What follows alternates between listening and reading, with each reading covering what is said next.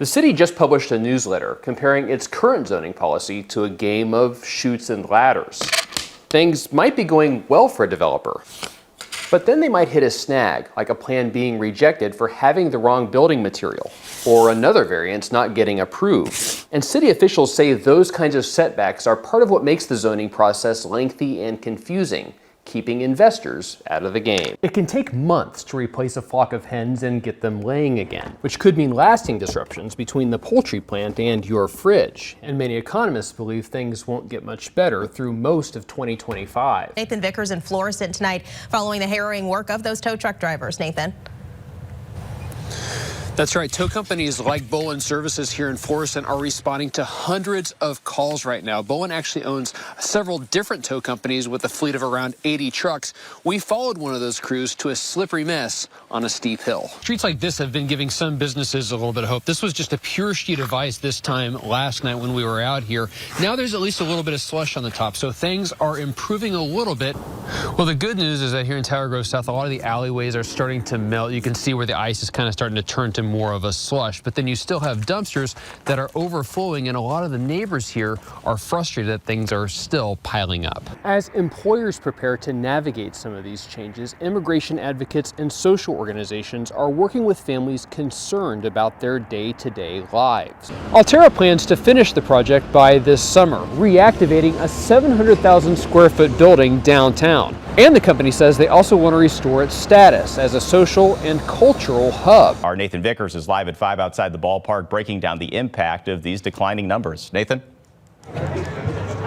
That's right, and you can kind of feel that it's kind of a quiet Monday downtown right now at Ballpark Village. But if you look over here, there is kind of a crowd gathered here at the gates for the opening of the game tonight.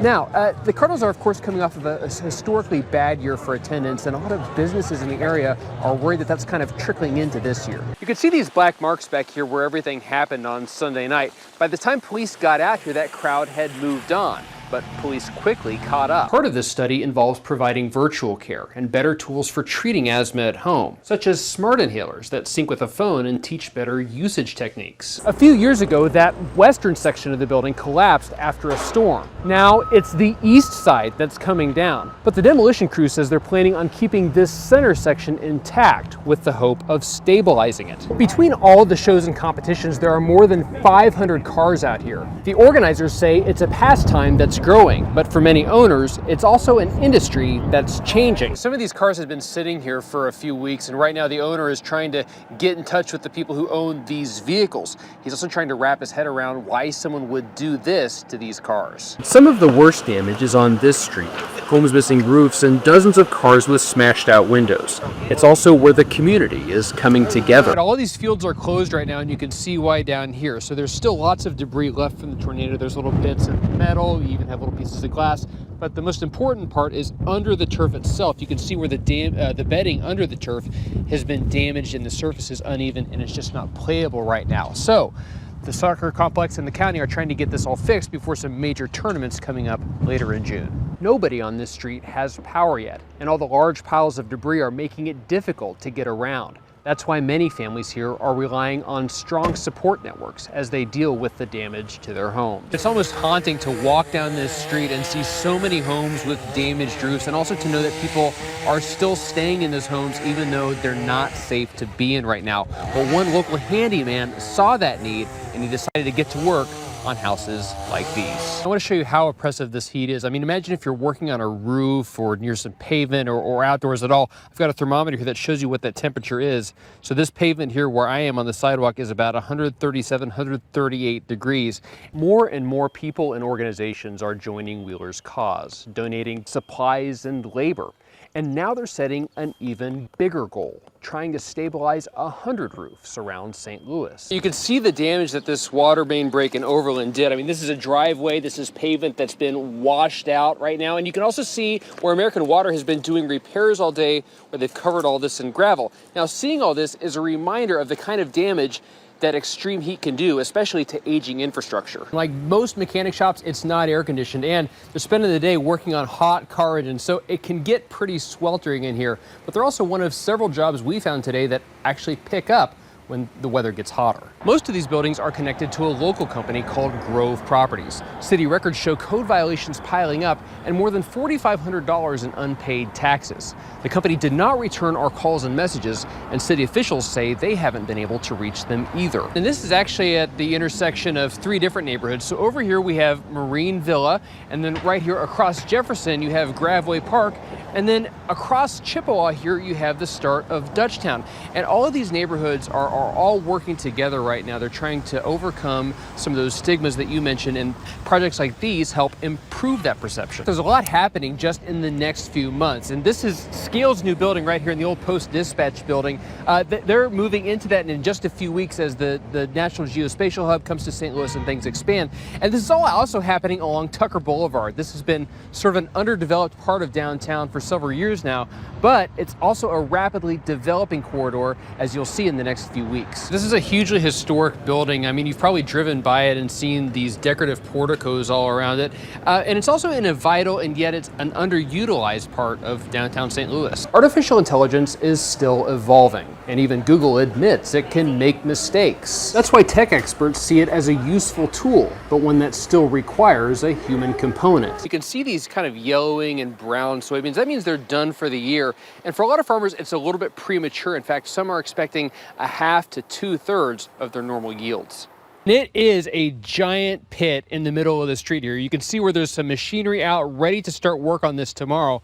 But a lot of people in the neighborhood have been out here looking at this, taking photos, and they've been wondering, how did something like this happen? One industry survey found that nearly 90% of restaurants are still seeing increased labor costs. Nearly 80% report increased food costs, and most expect those trends to continue. Neighbors are hoping the new NGA site nearby and the expansion of the Brickline Greenway can help create new interest in the park, including efforts to keep it clean and secure.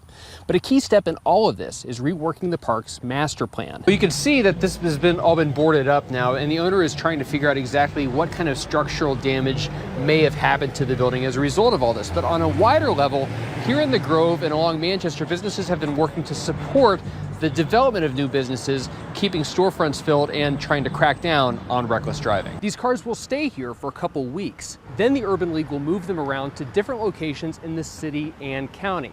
A reminder of what's at stake when you get behind the wheels. MoDOT and not the city that maintains Graveway, but Graveway crosses 90 different streets, city streets, just between here and South Grand. So that's why you're seeing projects like this one popping up. So you see this bright green paint, this bright green crosswalk, that's designed to make things safer for pedestrians and cyclists. All of these businesses around here are part of a taxing district in Dutchtown that's been trying to fund some security improvements. That includes some of these license plate readers and security cameras throughout the Dutchtown area, and now they're trying out some new technology. King's Auto is now one of several businesses in the area that have reopened, but the area around them is forever changed. And many in the community worry that true recovery will take much longer. Even after 3 months, there are still large piles of debris everywhere in St. Louis. The city has asked the Army Corps of Engineers for help clearing it, a request that goes through the state and FEMA. In the meantime, the Corps says it's providing technical assistance to city officials. This weekend, there's a Downtown Neighborhood Association St. Louis Living Tour. They used to do this before the pandemic, and it was a big deal. They'd show off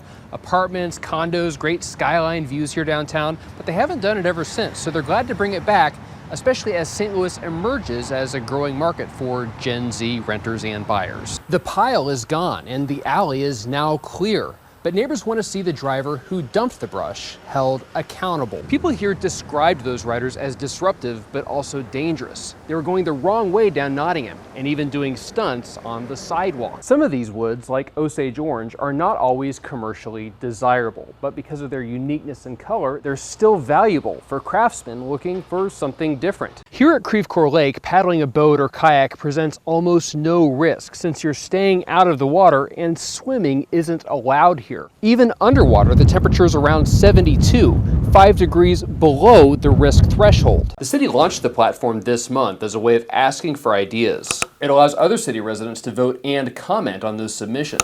Once an idea reaches 150 votes, it goes to a policy team for review and could eventually end up in front of the Board of Aldermen. This all feels a little bit ethereal when you're standing around it. So you have these big circles kind of sprinkled here around US Bank Plaza and then along 7th Street.